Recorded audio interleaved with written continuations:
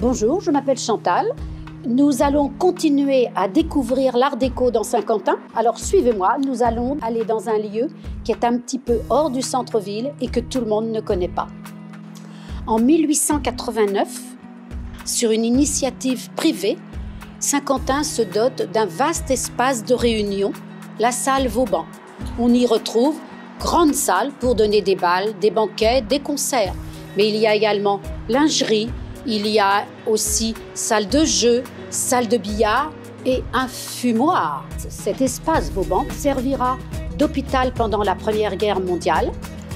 Il est devenu maintenant, comme vous le voyez, une résidence, mais subsiste sa porte et son fronton, où est déjà inscrit « Maison du Peuple », l'objet de notre visite de ce jour. 1914. Les syndicats sont tout-puissants et ils vont décider de la création d'une Maison du Peuple. Ils vont acheter avenue Faidherbe, sur la droite en descendant, un vaste terrain. La Maison du Peuple ne va pas se créer puisqu'il y a la Première Guerre mondiale, donc la construction sera interrompue. Par contre, ils vont créer leur premier magasin. Et en 1931, construction de ce superbe bâtiment où il y aura à l'étage une bibliothèque et également quelques salles de réunion. À l'angle, cette immense statue de ciment armé moulé représentant deux athlètes soutenant un globe où c'est inscrit « Chacun pour tous et tous pour chacun » en rond de bosse. Ces deux athlètes se donnent la main pour unir leurs forces.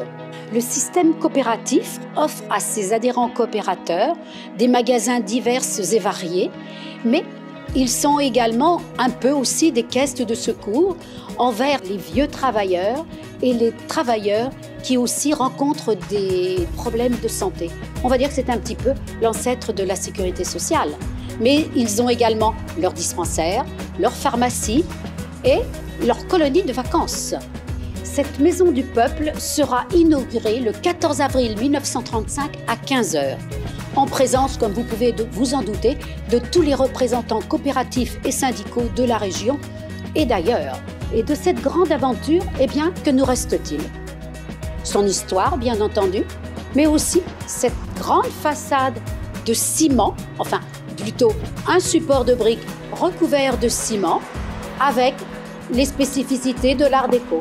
On retrouve les fenêtres à camp coupé, des grandes baies, un toit qui là est partiellement en terrasse, les jardinières, ne les oublions pas, et cette grande table de béton avec des lettres en ciment où sont inscrites « Maison du Peuple, bien-être et liberté ». Et aussi ces deux mains tendues qui se serrent, symbole de solidarité et d'entraide. Ne passez plus devant cette Maison du Peuple sans vous y arrêter. Notre visite prend fin. Rendez-vous pour de prochaines découvertes. Au revoir.